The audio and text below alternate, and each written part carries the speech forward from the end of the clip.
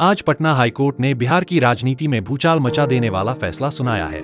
बिहार सरकार द्वारा शिक्षण संस्थानों और सरकारी नौकरियों में आरक्षण की सीमा को 50% से बढ़ाकर 65% करने का फैसला असंवैधानिक करार देते हुए रद्द कर दिया गया है।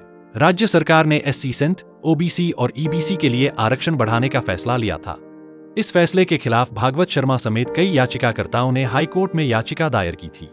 पटना हाईकोर्ट में चीफ जस्टिस KV चंद्रन की बेंच ने इन याचिकाओं पर 11 मार्च को सुनवाई पूरी कर फैसला सुरक्षित रख लिया था। आज कोर्ट में जब फैसला सुनाया जा रहा था तो कोर्ट रूम में क्या हो रहा था, चलिए जानते हैं। याचिकाकर्ता भागवत शर्मा ने लोकल 18 को बताया कि जातिगत जनगणना के दौरान पिछड़ों की जनसंख्या फर्जी तरीके से ज्यादा दिखाकर उनको 65% का आरक्षण दिया गया था, जो सवर्णों के साथ न्याय नहीं था।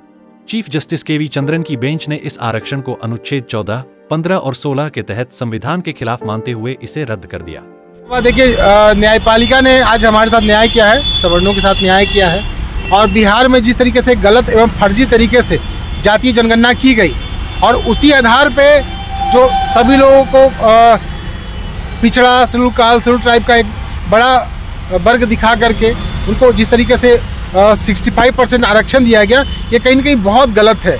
हम बाबा साहब को मानने वाले लोग हैं और हम आरक्षण विरोधी नहीं है। हम तो जो गरीब हैं उनके लिए हमेशा से ही मांग करते हैं, लेकिन आज यह दिखाया गया है, सवर्णों को उनका दुश्मन दिखाया गया है कि सवर्ण उनके दुश्मन हैं। लेकिन आज जो आरक्षण का दायरा बढ़ा करके 50% से सीधे 75% कर दिया गया है, ये गलत था। इसके खिलाफ हम लोगों ने पटना हाईकोर्ट में पिटीशन दायर किया था, जिसमें आज हमें सफलता मिली है।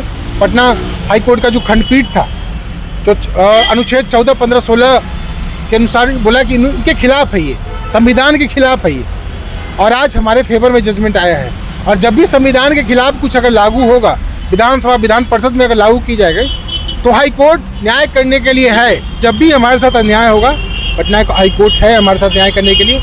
अगर ये लोग आगे भी जाएंगे तो हम लोग आगे भी लड़ने के लिए तैयार हैं। सुप्रीम कोर्ट भी जाएंगे तो हम वहाँ भी जाएंगे, लेकिन जो गलत है हम उसके विरोध में हमेशा से थे, हैं और रहेंगे। सवर्ण से न बना के हम लोग तो पिछले कई वर्षों से निरंतर लड़ ही रहे हैं।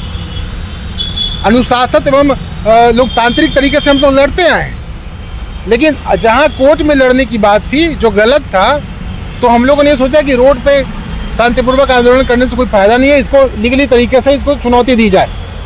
और हम आदरणीय जो हमारे वकील है पुष्कर नारायण साई जी, उनके जूनियर अमित आनंद जी, इनसे विचार विमर्श करने के बाद हमने पिटीशन तैयार करवाया। और हमारे कई साथी और कई लोगों ने भी पिटीशन तैयार किया है, और सब लोगों ने मिल करके मजबूती से हम लोगों ने फाइट किया और जजमेंट हमारे पक्ष में हुआ। बहुत अच्छी लड़ाई हुई, शांतिपूर्वक। भागवत शर्मा ने इस फैसले का स्वागत करते हुए कहा कि हम बाबा साहेब के संविधान का सम्मान करते हैं, लेकिन मौजूदा बिहार सरकार चुनावी फायदे के लिए संविधान का दुरुपयोग कर रही थी।